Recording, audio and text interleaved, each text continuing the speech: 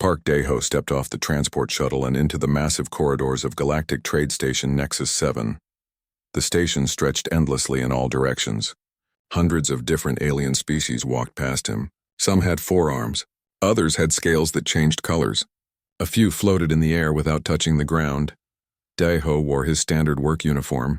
It was simple gray fabric with small patches on the shoulders. The patches showed the Earth symbol and some Korean letters. His toolbox hung at his side. His boots made soft sounds on the metal floor. The young human looked around with wide eyes. This was his first time on such a big station. He had come here to fix some broken machines. His job was simple maintenance work. Nothing fancy or important. Near the main plaza, a crowd had gathered. At the center stood Prince Velthar of the Zephyrian Empire. The prince was tall with purple skin that sparkled like gems. His clothes were made of the finest materials in the galaxy. Gold threads ran through his robes. Jewels covered his crown. Around the prince stood his royal guards. They wore shining armor that reflected the station lights. Their weapons looked expensive and deadly. The guards watched everyone who came near their prince. Captain Cross stood closest to Prince Velthar. The captain was older than the other guards. His armor had many battle scars. His eyes missed nothing. He had served the royal family for 30 years. Prince Velthar was telling a story to the crowd. He spoke about his recent victory in a space battle. His voice was loud and proud. Alien merchants and travelers listened with interest. Some laughed at his jokes. Others nodded with respect. Daeho walked toward the plaza. He needed to reach the maintenance section on the other side. The crowd blocked his path. He tried to walk around the edge quietly. He did not want to disturb the important gathering. The prince noticed the human walking by. His eyes fell on Daeho's simple uniform. The small earth patches caught his attention. Prince Velthar stopped talking. He pointed at Daeho and started to laugh. "Look at this," the prince said loudly. "What do we have here?"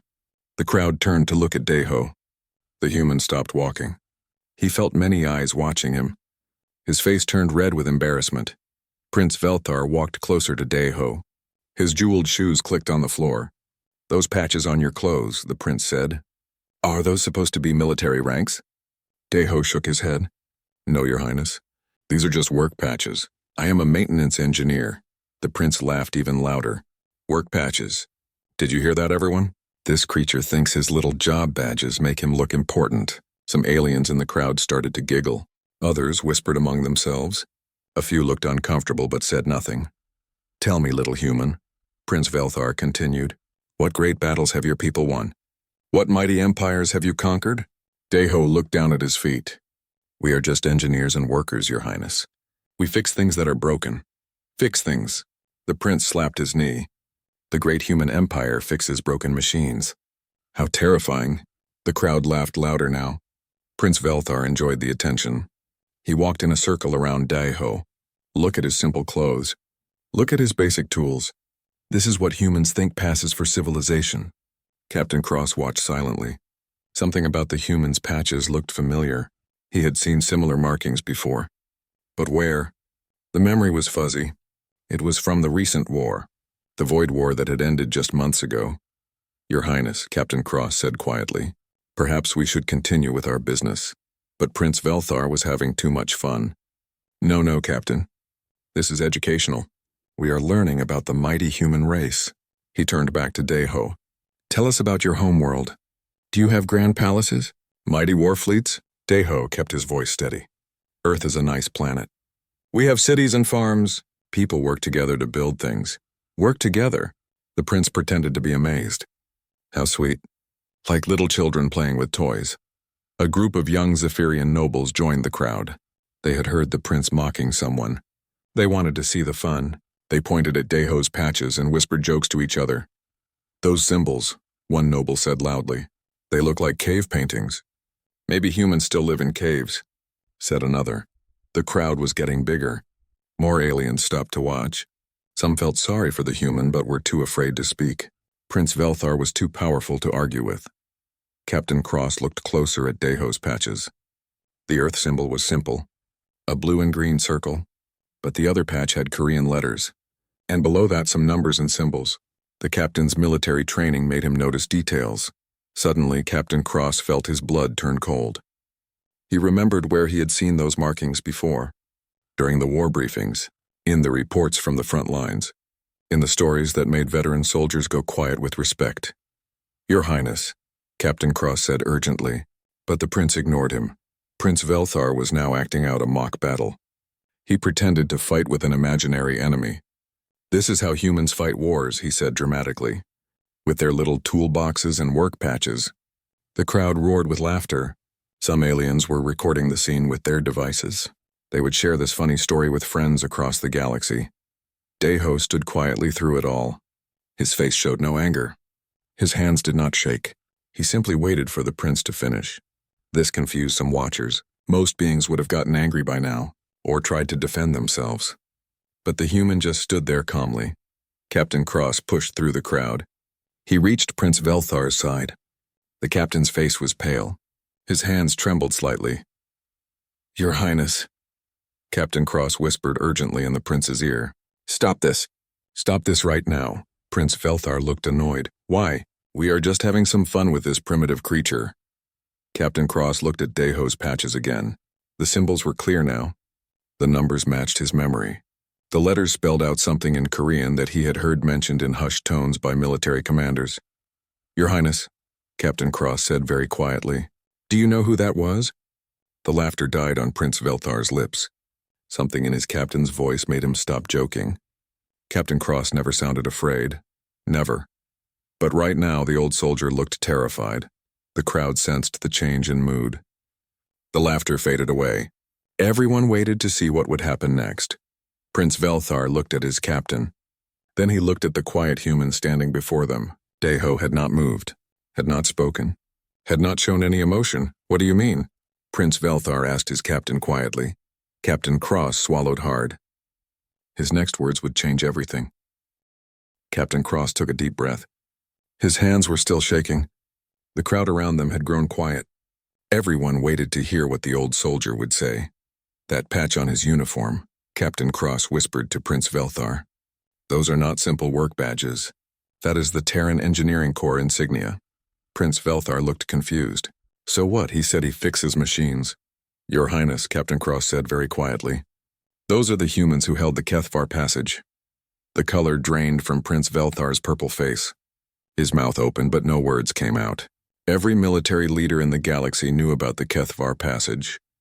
It was the most impossible battle victory in recorded history. Park Deho continued to stand quietly. He showed no emotion. He did not seem angry or upset. He just waited patiently like someone used to being misunderstood. "Are you certain?" Prince Velthar asked his captain. Captain Cross nodded slowly. "I saw those exact markings in the war reports. The numbers on his patch matched the unit that held the passage for 6 months. Against impossible odds, an old alien pushed through the crowd. He was Ambassador Thex from the Klaxon Republic. His species lived for over 500 years. He had witnessed many wars and battles.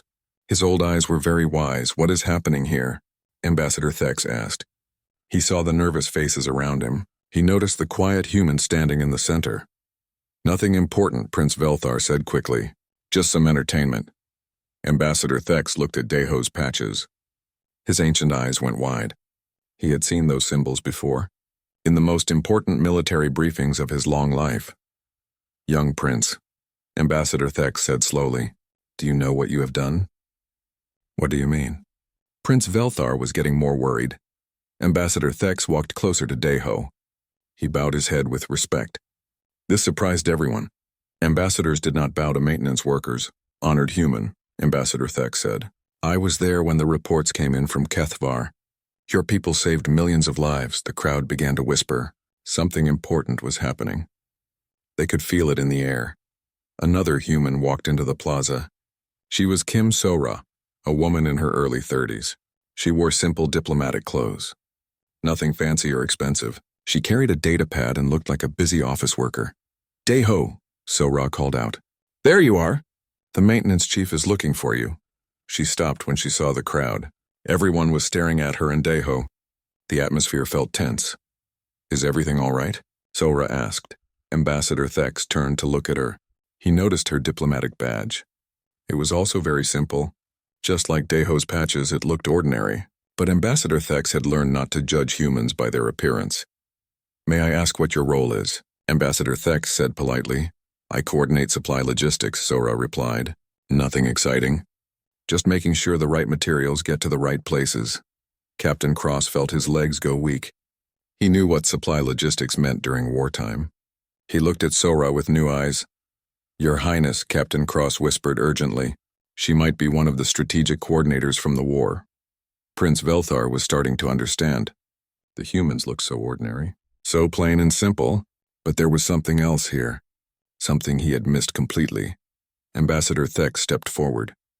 His voice carried across the plaza. Friends, I must tell you a story. About the HFY passage and the humans who held it.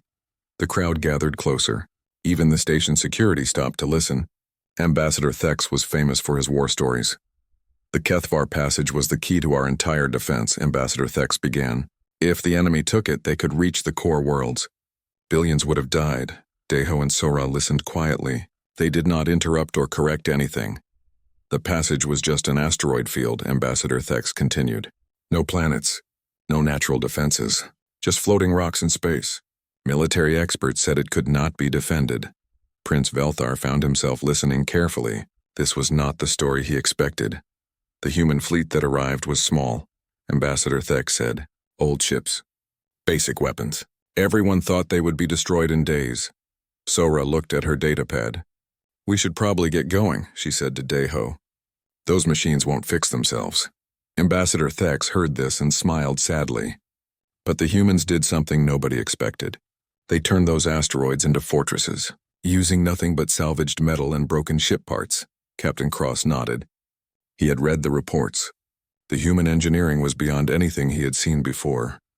They welded armor plating to asteroids, Ambassador Thex continued. They built gun positions inside hollow rocks. They created supply tunnels through the asteroid belt itself. The crowd was completely quiet now. This was not a funny story anymore. For 6 months, a few thousand humans held that passage, Ambassador Thex said, against fleets that numbered in the millions. They never retreated, never abandoned their positions. Sora checked the time on her datapad. Deho, we really should go. People are waiting. The enemy threw everything at them, Ambassador Thex said. Battleships, planet killers, weapons that could destroy entire star systems, but the humans just kept fighting. Prince Velthar looked at Deho with new eyes. This quiet maintenance worker had survived that battle, had been part of the most legendary defense in galactic history. They used mining equipment as weapons, Ambassador Thex continued. Construction robots as soldiers. They turned garbage into ammunition. Everything the enemy destroyed, the humans rebuilt using whatever they could find. Captain Cross remembered the final reports. The casualty numbers were impossible, he said quietly. The humans should have been wiped out completely. But they were not just soldiers, Ambassador Thex explained. They were engineers, builders, people who solved problems for a living. When their weapons broke, they built new ones. When their ships were destroyed, they made new ships from the wreckage. Sora looked up from her datapad. It was just good teamwork, she said simply. Everyone did their part. Ambassador Thex laughed, but it was not a happy sound. Good teamwork. She says it was just good teamwork. The old ambassador turned to the crowd. This woman coordinated the supply lines that kept the defense alive. She organized the logistics for the most complex military operation in galactic history, and she calls it teamwork. Prince Velthar felt very small. He had been mocking heroes. People who had saved billions of lives. People who had won an impossible war through skill and determination. The war ended because of HFY, Ambassador Thex said. The enemy could not break through. Their entire strategy failed because a few thousand humans refused to give up. Deho finally spoke. We did what needed to be done. Same as anyone would. The crowd stared at him in amazement. He really believed what he said. To him, holding an impossible position for 6 months was just doing his job. Captain Cross knew the truth now. These were not ordinary maintenance workers. These were the people who had changed the course of galactic history. And they wore their achievements like simple work clothes. Nothing fancy. Nothing proud. Just quiet competence and humble service. Prince Velthar realized he had made a terrible mistake. News traveled fast through Galactic Trade Station Nexus 7. Within minutes, word spread that real war heroes were in the main plaza. Aliens from all over the station began to gather. Shopkeepers closed their stores. Workers left their posts. Everyone wanted to see the legendary humans. Prince Velthar stood frozen in place. His earlier laughter seemed like a distant memory. The weight of his mistake pressed down on him like a heavy stone. Captain Cross stayed close to his prince, watching the growing crowd with worried eyes. A new voice cut through the whispers of the gathering aliens. Well, what do we have here? Everyone turned to see a human man walking toward them. He was Lee Taemin, dressed in simple merchant clothes. His ship captain uniform was plain brown fabric. No decorations or shiny buttons, just practical clothing for space travel. Taemin carried a small cargo manifest in his hand. He looked like any other trader trying to make a living. His ship was docked in the commercial section with hundreds of other merchant vessels. Nothing special about it at all. Deho Sora, Taemin said with a smile. I heard there was some excitement over here. Sora looked embarrassed. Just a misunderstanding. We were about to leave.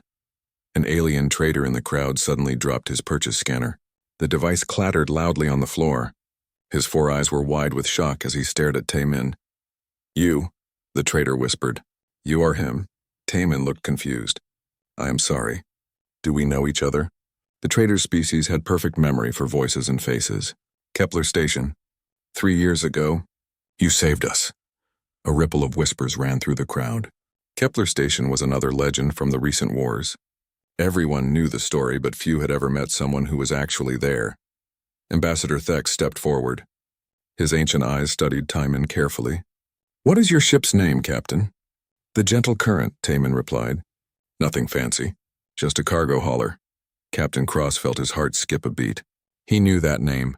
Every military officer in the galaxy knew that name. It was in the history books now. The ship that had performed the impossible. Your Highness, Captain Cross whispered to Prince Velthar. That is the Ghost Captain. Prince Velthar's hands began to shake. The Ghost Captain was a legend. Stories about him were told in military academies across 100 worlds. Children played games pretending to be him. More aliens pushed into the plaza. A tall, scarred figure moved through the crowd with purpose. She wore the uniform of a hegemony general. Her armor bore the marks of many battles. This was General Zixra, one of the most respected military commanders in known space. Captain Lee, General Zixra said formally. She gave him a military salute. Taemin looked uncomfortable. General, you do not need to do that. I am just a merchant now. No, General Zixra said firmly. You are the man who saved 2 million civilians at Kepler Station. You will always have my respect. The crowd pressed closer. They wanted to hear this story. General Zixra was famous for never showing emotion, but now her voice carried deep admiration. Tell them, someone in the crowd called out. Tell them what happened at Kepler. General Zixra looked at Taemin. May I? Taemin shrugged. If you think it is important. Kepler Station was a refugee center, General Zixra began. 2 million civilians from 12 different species. Families, children, old people. They had nowhere else to go. The crowd grew quiet. Everyone knew this story would not have a happy beginning. The enemy fleet arrived without warning. General Zixra continued. 300 warships. They gave us 1 hour to evacuate before they would destroy the station. Prince Velthar found himself listening despite his shame. He had heard pieces of this story before, but never from someone who was actually there. 1 hour to evacuate 2 million people, General Zixra said. It was impossible. Our largest transport ships could carry maybe 10,000 each. We had maybe 20 ships in the area. Sora checked her datapad again. We really should get to those maintenance requests, she said to her colleagues. The military commanders were discussing which civilians to save first, General Zixra continued. Which species were most valuable? Which ones we could afford to leave behind? The alien trader who had recognized Taemin stepped forward. My family was in the low priority group, he said quietly. We were told to wait our turn. General Zixra nodded sadly. Then this man arrived. 1 ship, 1 captain. He said he would take everyone. Everyone? Someone in the crowd asked. Everyone, General Zixra confirmed. The human said no one would be left behind. When we told him it was impossible, he asked us to trust him. Taemin looked down at his cargo manifest. It was just good planning, he said simply. Good planning, General Zixra repeated with amazement. He calls it good planning. The general turned back to the crowd. Captain Lee had us strip everything from the station. Every piece of metal, every supply container, every piece of equipment that could hold air. Daho nodded approvingly. Waste not, want not, he said. Basic engineering principle. He turned cargo containers into life support pods, General Zixra continued. He welded emergency air tanks to shipping crates. He made passenger compartments out of storage units. The crowd listened in amazement. This sounded impossible. But that was just the beginning, General Zixra said. The real genius was the evacuation plan itself. Taman shifted uncomfortably. Anyone would have done the same thing. No, the alien trader said firmly. No one else would have done what you did. General Zixra's voice grew stronger. Instead of trying to carry everyone in his ship, Captain Lee turned his ship into a tugboat. He connected all the improvised life pods together in a massive chain. Like a train, Sora added helpfully, but in space. 2 million people in makeshift containers, General Zixra said, connected by cables and emergency air tubes, being pulled by one small merchant ship. Captain Cross had read the technical reports. The engineering required was beyond anything he could understand. The power calculations alone should have made it impossible, he said quietly. The enemy fleet was closing in, General Zixra continued. They were firing on the station. Explosions everywhere, and this human just calmly pulled his impossible train of refugees toward safety. Taman looked at his fellow humans. We had good people helping us. The station crew worked very hard. For 18 hours, General Zixra said. 18 hours of enemy fire, dodging missiles, avoiding capture, all while protecting 2 million civilians in containers that should not have been able to support life. The alien trader's voice cracked with emotion. My children were in one of those containers. They still talk about the human voice that came over the radio, telling jokes, singing songs, keeping everyone calm while death flew all around us. Ambassador Thek shook his head in wonder. When the rescue ships finally reached safe space, medical teams expected to find thousands of casualties. Panic, trauma, people dying from the improvised life support. How many casualties were there? Someone asked. General Zixra smiled for the first time anyone could remember. 0, not one person was lost. Not one person was seriously injured. The human had somehow kept everyone alive and calm during the most dangerous rescue in galactic history. Prince Velthar stared at Tamin with new eyes. This quiet merchant captain had risked everything to save aliens he had never met. People from species he barely knew existed. Why? Prince Velthar found himself asking. Why did you risk so much for strangers? Tamin looked surprised by the question. They needed help, he said simply. What else would anyone do? The crowd fell silent. In those simple words, they heard something that most species had never understood. Humans helped because helping was the right thing to do. Not for reward, not for glory, just because it needed to be done. General Zixra placed her hand on her heart in the traditional military salute of her people. Captain Lee taught us something that day. He showed us what it means to leave no one behind. Ambassador Thex nodded slowly. That phrase has become famous across the galaxy. Leave no one behind. It is the unofficial motto of every rescue operation now. Daiho looked at his watch. We really should get to those maintenance calls. People are counting on us. The 3 humans began to walk away from the crowd. Just ordinary people doing ordinary jobs. Nothing fancy or dramatic about them at all. But everyone who watched them leave knew they had just met legends. People who had changed the galaxy through simple acts of extraordinary courage and compassion. Prince Velthar stood alone in the center of the plaza, finally beginning to understand what he had almost destroyed with his thoughtless mockery. The station's emergency alarms began to sound.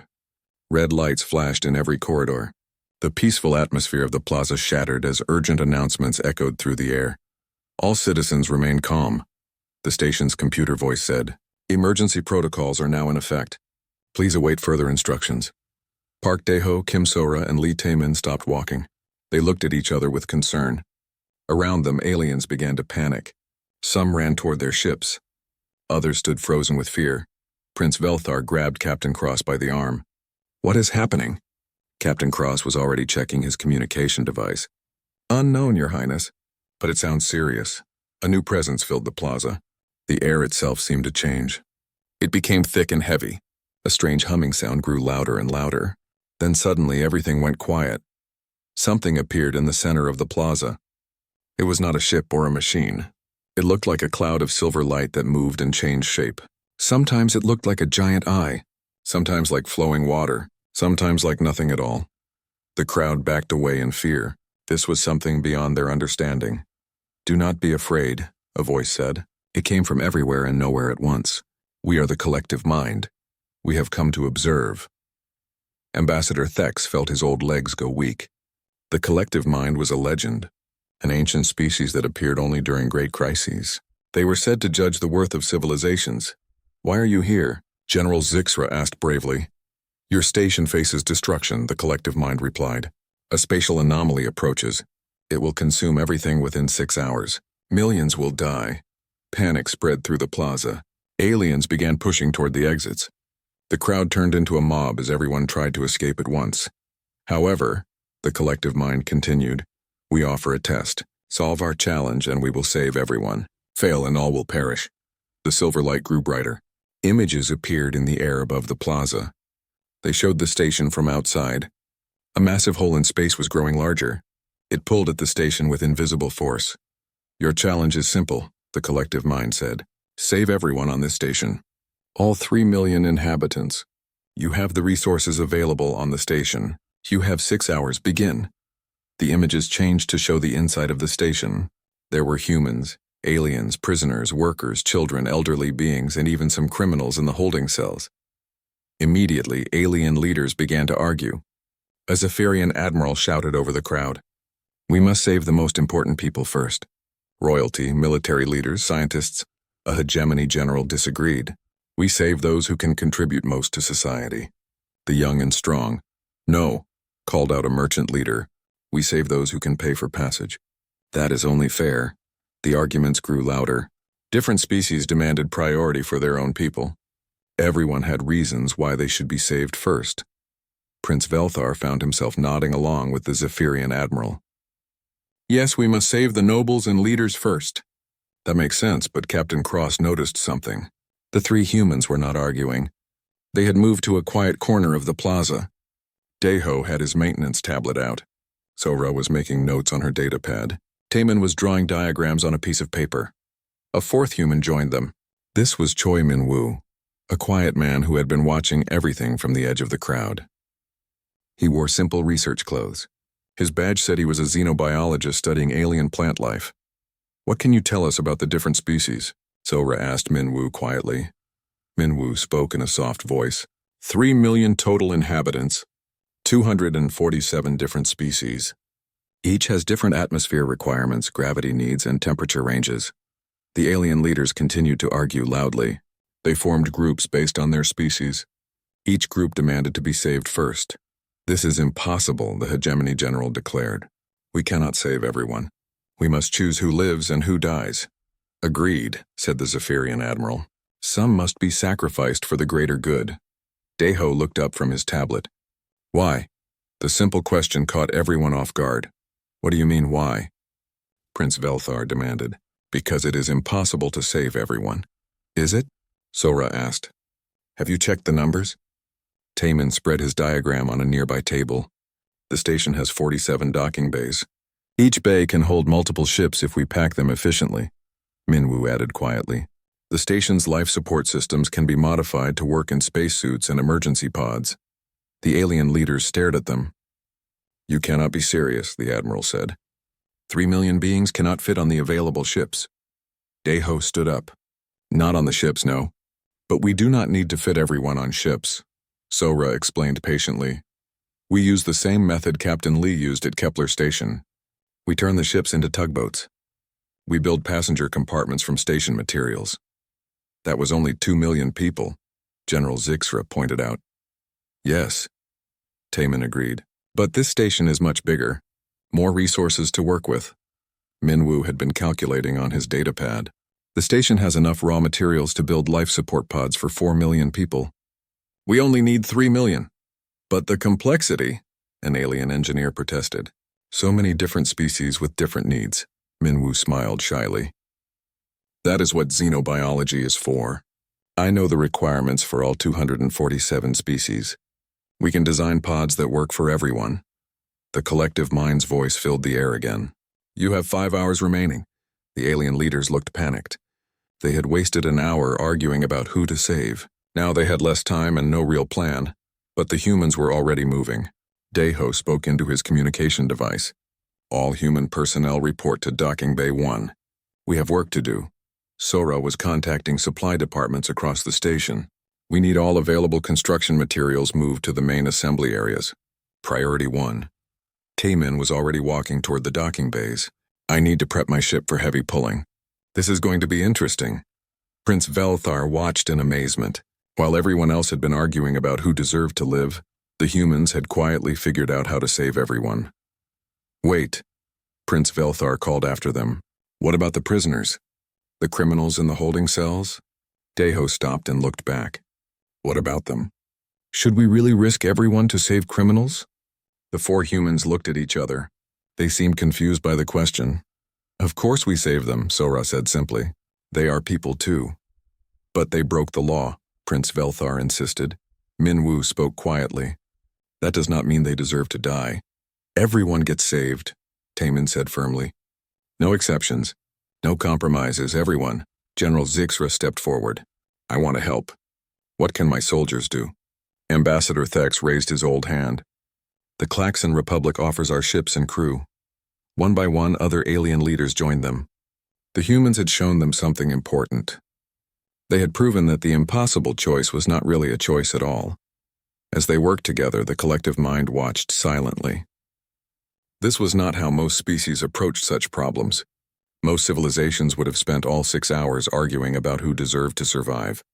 But these humans had changed that. They had made it clear that everyone deserved to survive, and somehow they had convinced others to believe it too. 4 hours remaining, the collective mind announced. The real work was just beginning. The work proceeded with incredible speed. Across the station, beings of hundreds of different species worked together like never before. Human engineers directed the construction while alien workers followed their plans without question. In Docking Bay 7, Park Dae-ho welded emergency life support systems to cargo containers. His simple tools moved with practiced precision. Alien technicians watched and learned from his techniques. Kim Sora coordinated the massive supply chain from the main command center. Her datapad never stopped beeping as she tracked thousands of components moving through the station. What looked like chaos to others was actually perfect organization. Lee Taemin worked with dock crews to modify ships for heavy pulling. His gentle voice guided alien captains through complex procedures. They trusted him completely, even though they had just met him. Choi Minwoo moved between different work areas, solving problems that others could not even understand. Each species had unique biological needs. He designed custom life support systems for creatures that breathed methane, lived in zero gravity, or needed temperatures near absolute zero. Prince Velthar tried to help, but found himself constantly amazed. He had expected the humans to create some basic plan and hope for the best. Instead, they were building something that seemed impossible. How do they know how to do all this? He asked Captain Cross. Captain Cross watched Dae-ho explain something to a group of alien engineers. I think this is just normal for them, Your Highness. In the command center, emergency meetings were taking place. The Elder Council, representatives of the galaxy's most ancient civilizations, had assembled to discuss what they were witnessing. Elder Vorth of the First Empire spoke first. This human response troubles me. They are taking enormous risks for beings they do not even know. Elder Zephys of the Crystal Worlds agreed. It is illogical. Some of these people are criminals. Others are from hostile species. Why save them? Perhaps, suggested Elder Krim of the Void Watchers, we should study this phenomenon more closely. Another human entered the command center. This was Han Bora, wearing the simple clothes of a cultural attaché. She carried a tablet filled with translation programs and cultural guides. To most observers, she looked like a basic diplomatic support worker. Excuse me, Bora said politely. I need to coordinate with the prison sections. We have some unique requirements for the incarcerated populations. Elder Vorth looked at her with curiosity. You are going to great lengths to save criminals. Bora seemed surprised by the comment. Of course we are. They are still people. But they have committed crimes against society, Elder Zephys pointed out. Yes, Bora agreed. That means they need help, not death. The elders exchanged glances. This was not how most species thought about justice. Elder Krim accessed his database of galactic conflicts. You are Han Bo-Ra of the Terran Cultural Division? That is correct, Bo-Ra replied. According to our records, you were involved in the Centauri border conflicts 3 years ago. Bo-Ra looked uncomfortable. I did some translation work there. Nothing important. Elder Krim's eyes widened as he read further. Translation work. You prevented the massacre of Proxima Colony by negotiating a ceasefire between 3 warring factions. It was just talking, Bo-Ra said modestly. Everyone wanted peace. They just needed help finding it. Just talking, Elder Vorth repeated slowly.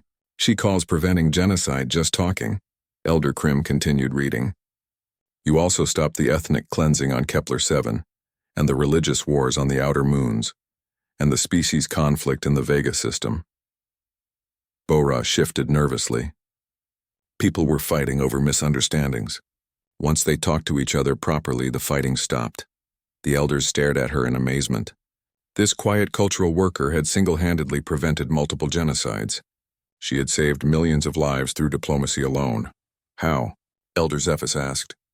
How did you convince so many different groups to stop fighting? Bo-Ra thought about it carefully. I listened to what they really wanted. Usually everyone wants the same basic things. Safety for their families, respect for their beliefs, a chance for their children to have better lives. But what about revenge? Elder Vorth asked. What about justice for past wrongs? Revenge just creates more revenge, Bo-Ra said simply. Justice means stopping the cycle, not continuing it. The elders were quiet for a long moment. This human philosophy was completely alien to most galactic civilizations. Elder Krim spoke slowly. In our experience, conflicts end when one side defeats the other completely.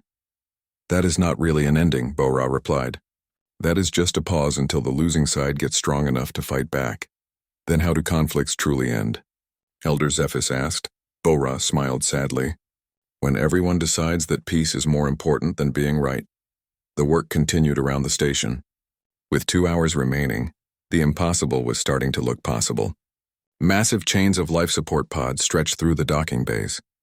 Ships were being modified for the greatest rescue operation in galactic history, but the elders had more questions. Tell us about your species, Elder Vorth requested. Why do humans value individual lives so highly? Bo-Ra paused in her work. I am not sure I understand the question. Most civilizations accept that some individuals must be sacrificed for the greater good, Elder Krim explained. But humans seem to reject this concept entirely. Oh, Bo-Ra said. That is because we believe every person has value. Not because of what they contribute, but because they exist. Even criminals? Elder Zephys asked. Even criminals, Bo-Ra confirmed. Bad actions do not make someone worthless. They just mean that person needs help becoming better. Elder Vorth found this disturbing. But resources are limited. You cannot save everyone, can't we? Bo-Ra gestured toward the work happening around them. We seem to be doing it right now. The collective mind's voice echoed through the station. 1 hour remaining. The elders watched as the humans continued their impossible work. No panic, no arguments about priority, just steady progress toward saving every single person on the station. I am beginning to understand, Elder Krim said quietly. This is not just about this rescue operation. What do you mean? Elder Zephys asked. This is how they approach every problem, Elder Krim replied. Every conflict, every crisis. They start from the assumption that everyone can be saved. Everyone can be helped. Everyone matters. Elder Vorth looked at the displays showing the rescue operation. Most species would have chosen the most valuable individuals and left the rest to die. Yes, Elder Krim agreed. And then we would have spent generations arguing about whether we made the right choices, fighting wars over who deserved to be saved. But the humans eliminated the choice entirely, Elder Zephys realized. By saving everyone, they avoided creating any future conflicts. Bo-Ra checked her tablet. I should get back to work. The prison transport pods need special atmospheric controls. As she left, the elders sat in stunned silence. No wonder they win wars without fighting them, Elder Vorth said slowly. No wonder former enemies become allies, Elder Krim added. No wonder they are trusted to mediate disputes across the galaxy, Elder Zephys concluded. Outside the command center, The greatest rescue operation in galactic history neared completion. But inside, 3 of the galaxy's oldest civilizations had just realized that everything they thought they knew about conflict and cooperation was wrong. The humans had not just solved an impossible logistical problem. They had revealed a completely different way of thinking about the value of life itself. And somehow they had convinced everyone else to think the same way. With 30 minutes remaining, the impossible had become reality. 3 million beings from 247 different species were safely secured in custom life support pods. The massive chain of survival stretched through space like a miraculous train of hope. Lee Tae-min sat in his ship's pilot seat, checking the connections one final time. His small merchant vessel was about to attempt the largest rescue tow in galactic history, but his voice remained calm and steady. "All pods report green status," came Sora's voice over the communication system. "Life support stable across all sections," Park Dae-ho's voice followed. "Engineering reports all connections secure. We are ready for departure." The collective mind's silver presence filled the command center one last time. "Impressive," the ancient entity said. "Most civilizations fail this test completely." "What happens to those who fail?" Prince Velthar asked quietly. "They save who they can and abandon the rest," the collective mind replied. "Then they spend generations fighting over whether they made the right choices." Prince Velthar understood now. The test was not really about logistics or engineering. It was about values, about what a civilization truly believed was important. "But you succeeded," the collective mind continued. "You chose to save everyone. No exceptions. No compromises. This is unusual." As the rescue convoy began to move away from the doomed station, a new voice joined the communications network. It was Yoon Jae-sung speaking from what appeared to be a simple administrative office. "All units, this is Evacuation Coordinator Jae-sung. Please maintain formation and follow the established flight path." Elder Krim's database immediately began searching for information about this new human. What he found made his hands tremble. Yoon Jae-sung. Elder Krim whispered to his fellow council members. Chief Strategic Coordinator for the Terran Diplomatic Corps. Another humble title hiding something important? Elder Vorth asked. Elder Krim's voice shook as he read from his files. He is the architect of humanity's entire galactic strategy. Every major human diplomatic success in the past 20 years traces back to his planning. The rescue convoy moved steadily through space, pulling 3 million lives to safety. But in the command center, the Elder Council was realizing the scope of what they had witnessed. This was not a random emergency response. Elder Zephys said slowly. This was a demonstration. A demonstration of what? Prince Velthar asked. Elder Krim pulled up classified files that he probably should not have accessed. According to intelligence reports, every human civilian in this sector has advanced training in crisis management, engineering, or diplomacy. That maintenance worker who you mocked, Elder Vorth said to Prince Velthar, is trained to build defensive positions that can hold off entire fleets. The cultural attaché who prevented genocides, Elder Zephys added, is trained in psychological warfare and mass negotiation techniques. The merchant captain, Elder Krim continued, has advanced degrees in logistics and evacuation procedures. Prince Velthar felt his world shifting beneath him. You mean they are all military? Captain Cross said quietly. Not in the traditional sense, but trained, prepared, ready for anything. Jae-sung's voice came over the communication system again. All civilian vessels are now at safe distance from the anomaly. Initiating secondary safety protocols. Elder Krim looked at more files. Jae-sung has been planning for scenarios like this for decades. Emergency evacuation procedures, mass rescue operations, diplomatic interventions. But why? Prince Velthar asked. Why prepare so extensively for helping others? The answer came from an unexpected source. The collective mind spoke directly to Prince Velthar. Because, young prince, they have learned something that most species never understand. True strength comes not from conquering others, but from making others stronger. The space anomaly consumed the abandoned station in a flash of twisted light, but everyone who had been on that station was now safely traveling toward the nearest inhabited systems. Look around you, the collective mind continued.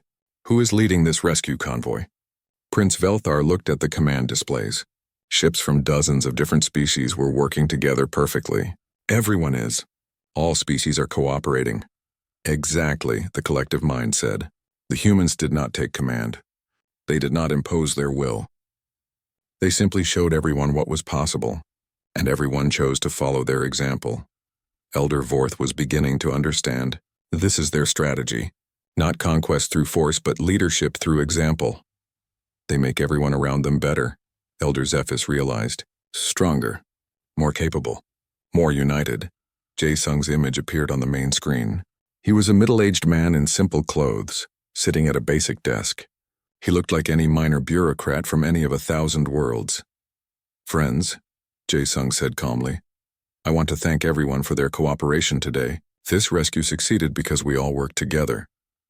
"Honored strategist," Elder Krim said formally, "we have some questions." Jae-sung looked surprised. "I am just a coordinator. Nothing special?" "Please," Elder Vorth insisted. "We need to understand. How long have humans been planning their expansion into galactic civilization?" Jae-sung thought about this carefully. "We are not expanding. We are just trying to help." "But surely you have goals," Elder Zephys pressed. "Ambitions for power or territory." "Our goal is simple," Jae-sung replied. "We want everyone to have the chance to live good lives. Safe lives, free lives, even your enemies?" Prince Velthar asked. "Especially our enemies," Jae-sung said. "Enemies are just friends who have not learned to trust each other yet." The collective mind's presence began to fade. "We have seen enough. This species passes the test with the highest marks in our recorded history." "What does that mean?" Captain Cross asked. "It means we will be watching with great interest," the collective mind replied. "Humanity may be the first species to truly unite the galaxy in peace rather than conquest." As the rescue convoy reached safe harbor, word of the successful operation spread across known space. But the real news was not about the technical achievement. The real news was about the philosophy behind it. The idea that everyone deserved to be saved. The belief that cooperation was stronger than competition. The demonstration that even the most impossible problems could be solved if everyone worked together. Requests began arriving from across the galaxy. Not requests for human military assistance or technological aid, but requests for human advisors. Species wanted to learn how to think the way humans thought, how to solve problems the way humans solved them. Prince Velthar found himself at the front of the line. "I want to study on Earth," he told Jae-sung. "I want to learn how to see people the way humans see them." Jae-sung smiled warmly. "You are welcome anytime. But you might find that you already know how to do it. You just need to remember that every person you meet is someone's child, someone's parent, someone's friend, someone who matters to someone else." Park Daeho returned to his maintenance duties, his simple gray uniform unchanged. But now when alien children saw human insignia, they pointed with awe and whispered to their friends about the people who saved everyone. The galaxy had learned something important that day. Power was not about forcing others to obey.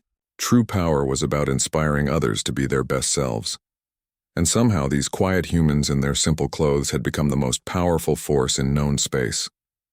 Not through conquest or domination, but through the radical idea that every life had value and every person deserved a chance to prove it.